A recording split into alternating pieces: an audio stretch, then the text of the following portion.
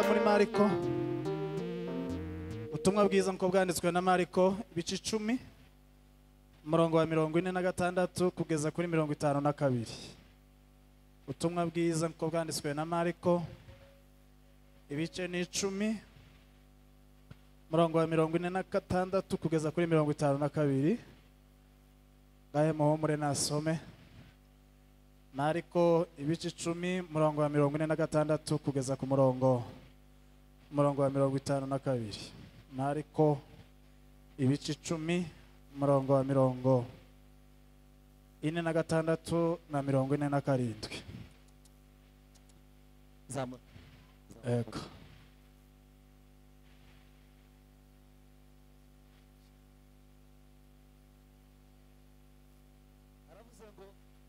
Yes, soma gutyo nta kibazo.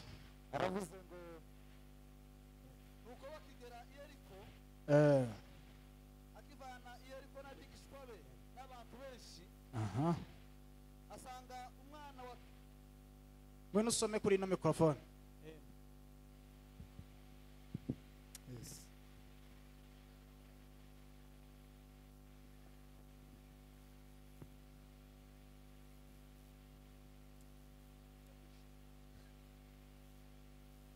Nuko bagera Yeriko akivana Yeriko n'abigishwa be n'abantu benshi asanga umwana wa Timayo witwaga Barutimayo umusenzi w'impumyi yicaye iruhande rw'inzira.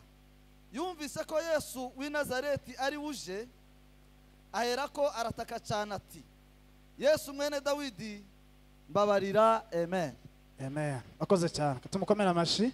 Asante. Turashima Imana ko tugeze ku musozo w'igiterane Family Moses Elizabeth Mane baho mugisha abashitsi twabanye bose abavuye Kitengera abavuye hano hirya no hafi Mane baho mugisha. Bishop watuganirije ijambo ry'Imana tumebarikiwa twarungutse Imana bahezagire.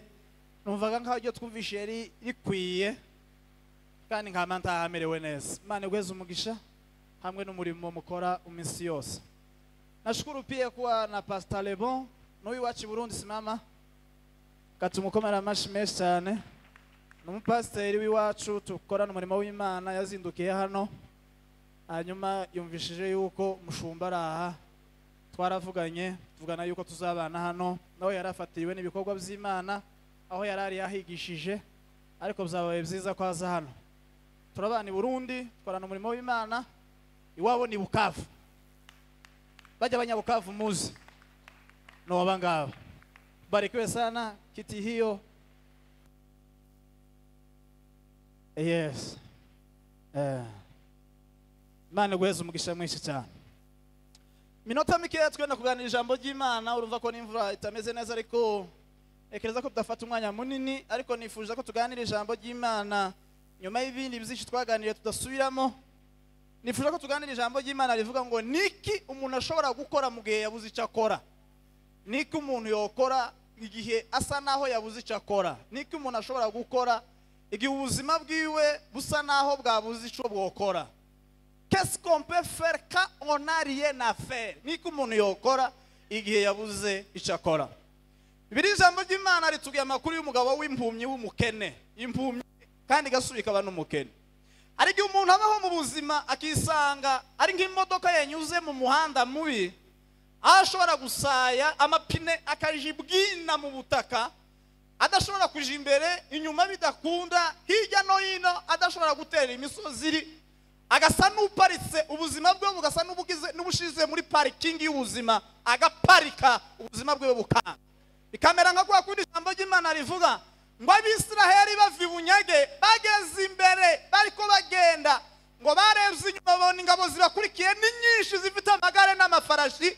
Imbere yabo hari inyanja badashobora kuvogera, hirya no hino hari imisozi badashobora guterera. Babura icyo bakora, imbere n'ibikunda inyuma ntibasubirayo, hirya no hino nta misozi. Babura icyo bakora, ubuzima bwabo busa n'ubugeze muri parking. Hari gerero umuntu yisanga muri izo situation indwara zose zigakorana zikaba ubuturo bw'iwawe amapfa yaza ntagusige ubukene bwaza ntibugutambuke agasuzuguro kaza kagasa naho muwawe ariho muri edikote y'agasuzuguro bakagusuzugura ku manywa bakagusuzugura nijoro bakagutuka ibitutso byo kwiririrwa n'ibyo kurarira ubuzima bwawe bwose bugafunga. hirya y'icyo buzima, hirya y'uwo mwijima haracyari Imana ifite icyo yokora. Haleluya.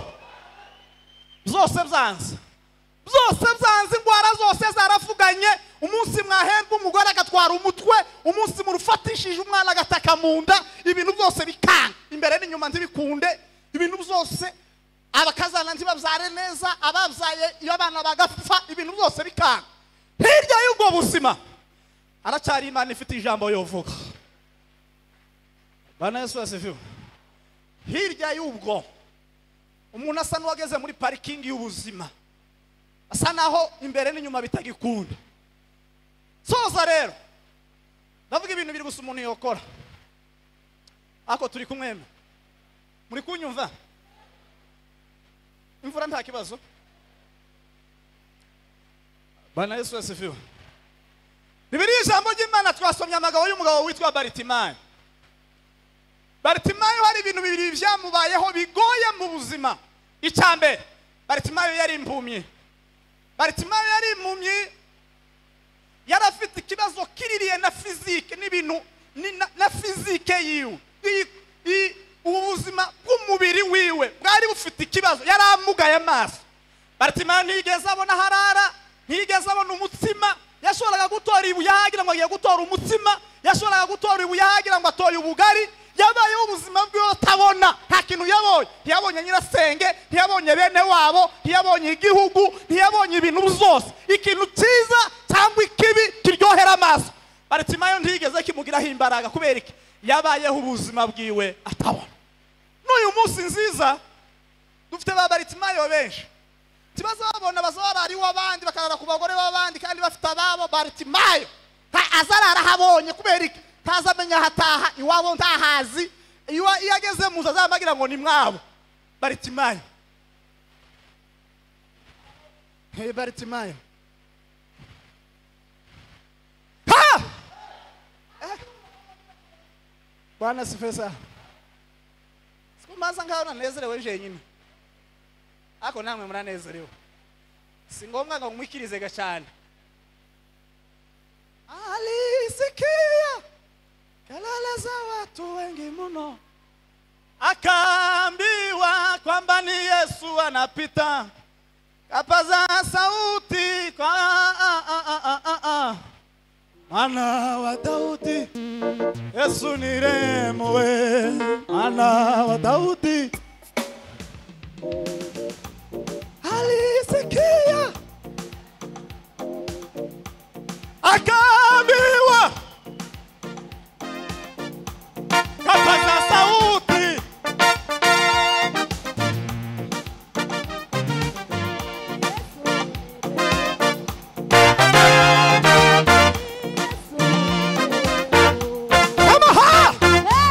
Baritimayo impumyi itazibona iwabo, tazimenya umugore wiwe n'uwabandi. Baritimayo tazumenya amafaranga yiwe n'ayabandi kubera ikibazo kiri fizike. Ni impumyi Baritimayo. Yotaha na telefone y'abandi ya iPhone 16 Pro Max, yazanye telefone agira ngo ni yiwe. Baritimayo we, impumyi zo mu mwuka, telefone zose zirambitse imbere yiwe niziwe, abakobwa bose batambutse imbere yiwe nabiwe, inka zose zihazirisha ku murambi w'irango yohindura zose, tazamenye izabo n'izabandi. Baritimayo impumyi.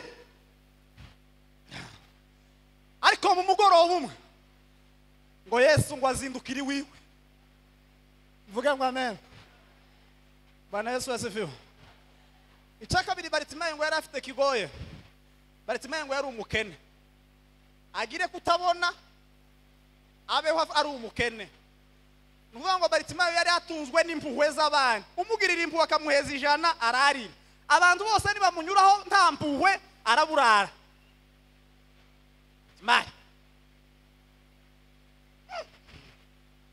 Baritimayo yari umukene, yari atunzwe n'impuhwe z'abandi. Abantu bose nibamunyura abafite imbabazi, yari atunzwe n'imbabazi z'abandi, yari atunzwe n'impuhwe. Abamugirira impuhwe bamuheza igiceri akirari. ariko Yesu umunsi umwe ngo azindukira ahantu yarari. Yesu azindukira iwawe mu izina rya Yesu. Haleluya. Bwana Yesu asifiwe. Baritimayo yaragira ishati ishaje, Baritimayo ntapura yaragira imuhira, igitanda cyo kuraraho cyari cyarashize, amatara yari yaratobotse. Baritimayo yarafite ishati yabaye ikirepe ku ijosi kubera isabune yo kumeza yari yarabuze, ibintu byose Baritimayo. Kurya imisigazwa, ibirato bihengamya amataro, ibintu Baritimayo yari umukene kakujya nawe umeze cyangwa bene wawe. Ariko Yesu azindukira iwawe.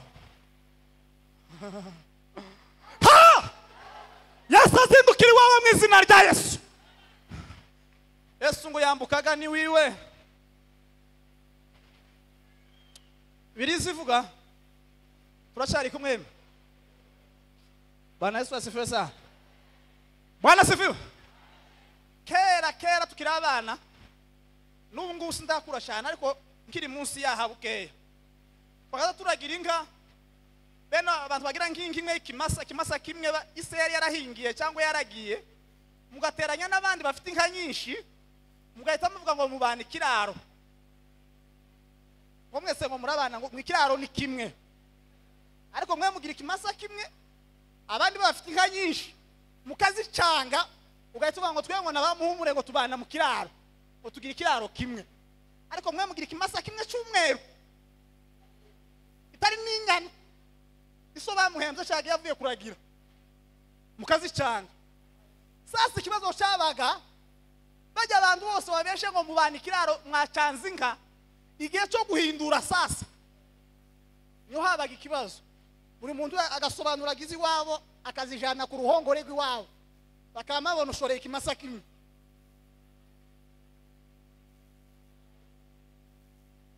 Kuti mwamona twese ko turi hano turahindura, ari abantu batahana inka nyinshi, ari n'abatahana ikimasa, twese tuzotarama gutya. Ariko hari umunsi Yesu azovuza ifirimbi, duhindure, abafite ubutunzi bwo mu mwuka bagaragare, abandi bamabandi bafite utumasa bene utungutu twanyangaye mu mwuka batagisenga, bahwereye bumye zayumiriyo mu mwuka.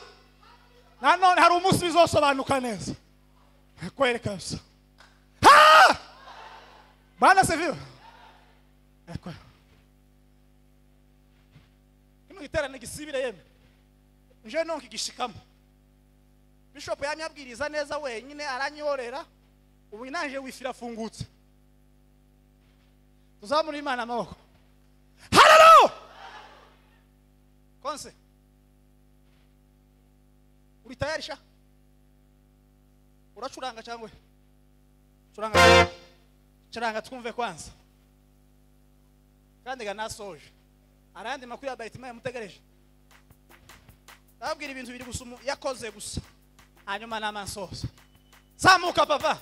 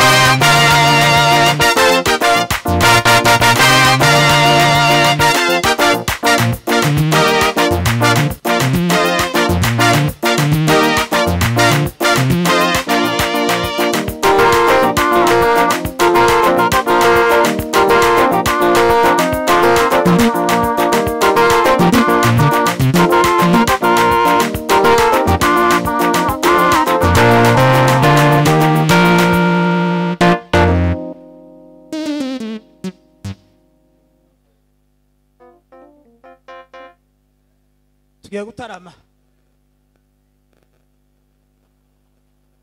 kazi ka Busoka karatangiye mvuga ngo amen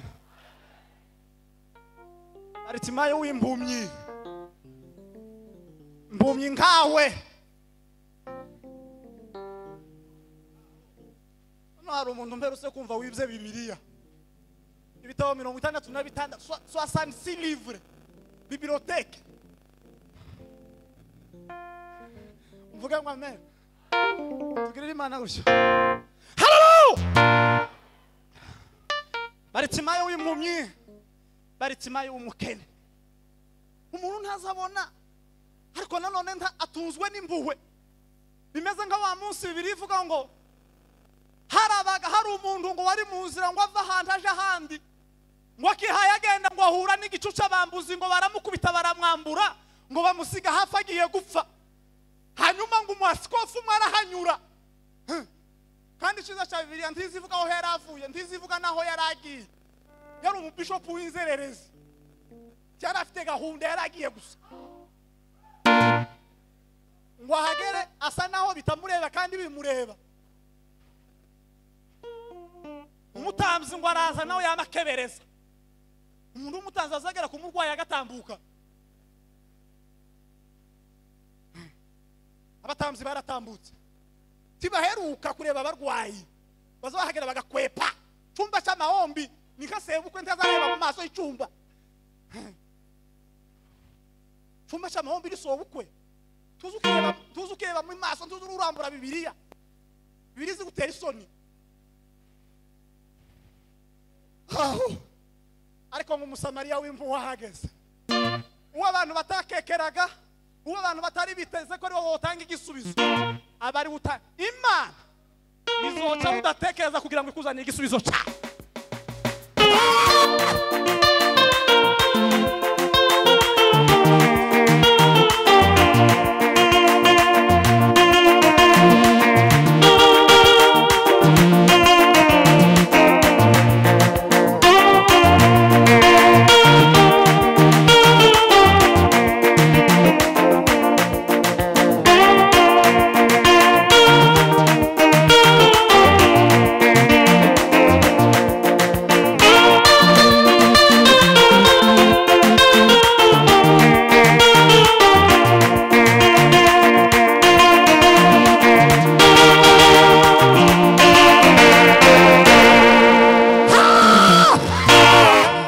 Bwana sifiwe.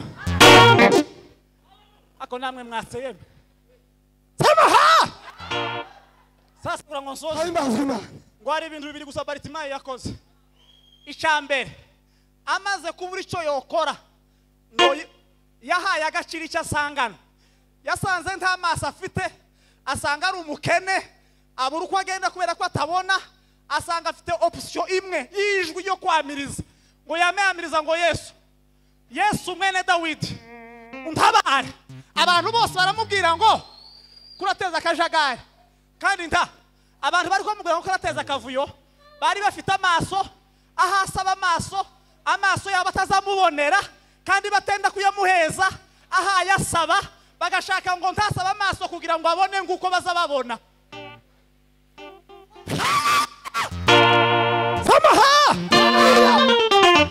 Bwana Yesu asifiwe. Haleluya. Yasanze nta kindi kintu nakimwe asigaranye keretse ijwi ryo gutaka. Aravuga ngo Yesu umwana wa Dawidi. Abafite amaso baramubwira ngo se kurasaba amaso kubera iki? Mwe ko muyafite. Ayanyaza mbonera se. Bariko bamubwira ngo naje gusaba amaso ayaba atazamubonera kugira ngo akomeze asitari bo bazabagenda neza.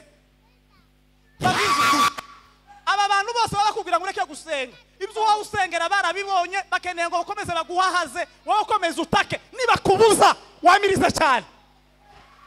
Niba kubuza wamirize cyane. Haleluya. Abari kwamubwira ngo nareke gusaba amaso bari bayafite. Kandi ayabo ntiyamuboneraga.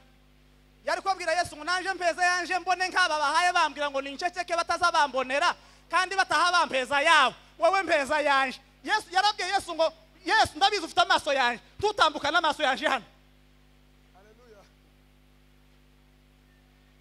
abantu bamagumuka numva abantu baragumutse ibyo tuhadusengera barabifite ko barashaka ngo nitubigire kugira ngo bakomeze batuyobore batubera abashefu batubera baduhahaze ariko Yesu ngo aravuga ngo namwumvishe nimumuzanire hano Yesu aguhamagaze muri ofisi ye akuguranira yo maso yawe yapfuye aguheza amaso y'umwuka abona neza mu izina rya Yesu. Hallelujah.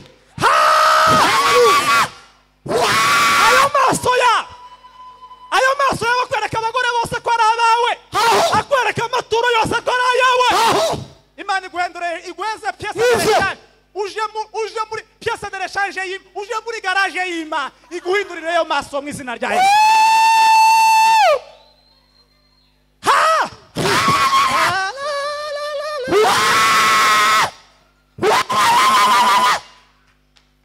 Bwana Yesu asifiwe. Wamanuye mixeri papa. Wamanuye. Uzamura. Nawe zamura rero. Asigaye kandi kamwe nukoromba. Tuzobona na kukindi giterane cyo kuramya.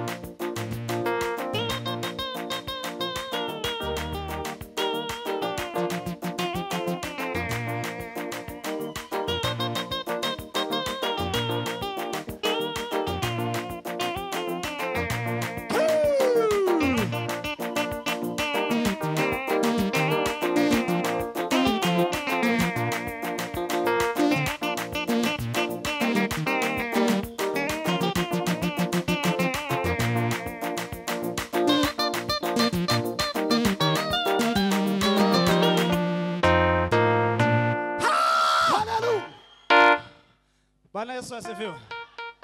Ntuzigera wemera gucecekeshwa n'abantu baba kubwira ngo icyo usaba ngo ureke ngo ucogore ntugacike intege nubwo baba baguca intege bakurusha intege ntuzemere kugeza amaso yawe Yesu yaguhaye kugeza ibyo usaba Yesu tuzave mu mahoro tuzave ku gicaniro tuzave mu mbaraga kugeza icyo ushaka kuma Imana ikiguhaye mu maboko. Bwana asifiwe sana. Imvura irahise yeme. Yego. Ngiye gutangira kubwiriza sasa. Imvura ihise nuko. Nubundi birizivuga ngo yatangiye kare ngo yahereye kare ngo ageza mu rukerera. Ngo kugeza utuka hwereye. Ubundi kubwiriza neza nukurangiza nukubwiriza mpaka utuku wicaye muri cyo kibanza hwereye agafusha inzira imwe agasigara na option imwe yo kubona Imana gusa. Inzira zibiri zimwe za Shatani n'izindi yazanye zigapfa agasigara inzira imwe gusa. Ndatinda kugeza utukuri mu nahwereye.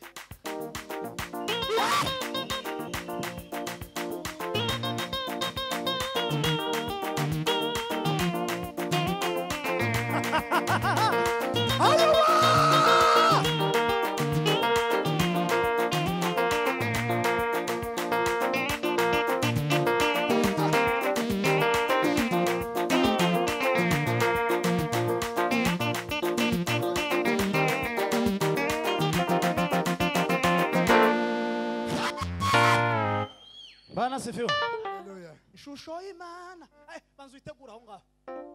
Umugategura aho ngaho agapade kayo. Tumara dusosi.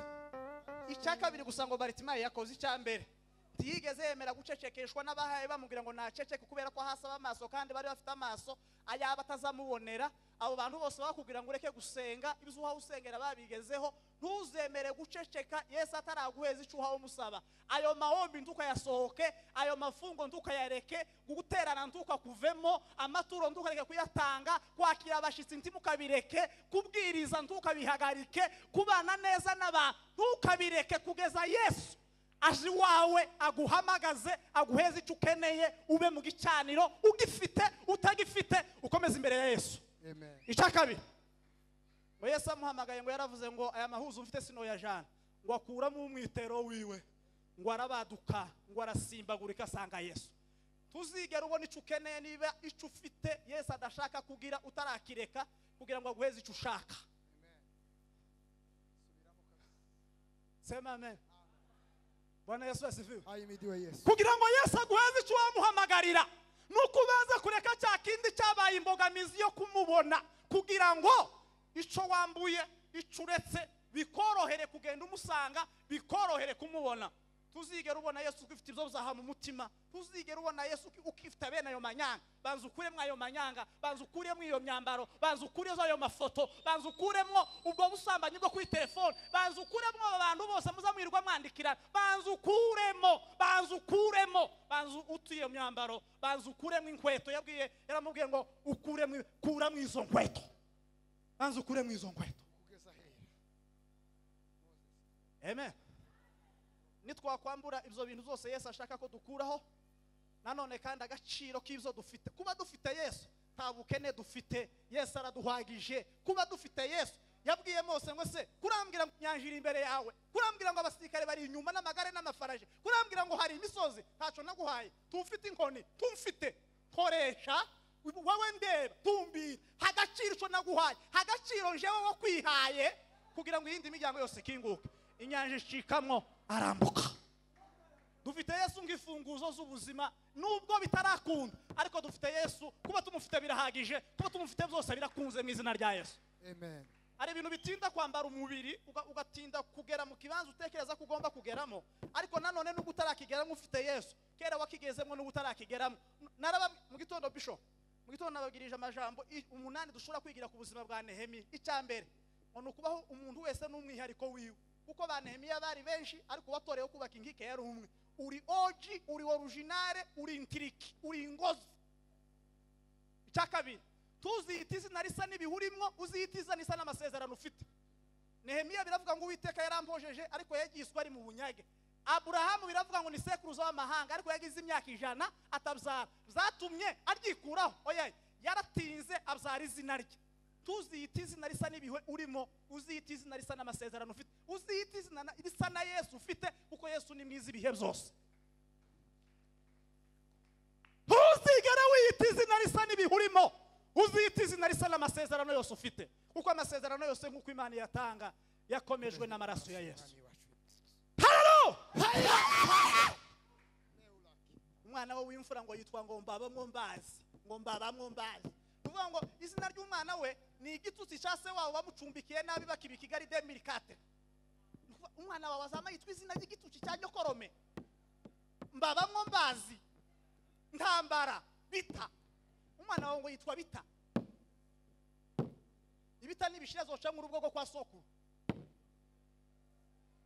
uko gana kajagari.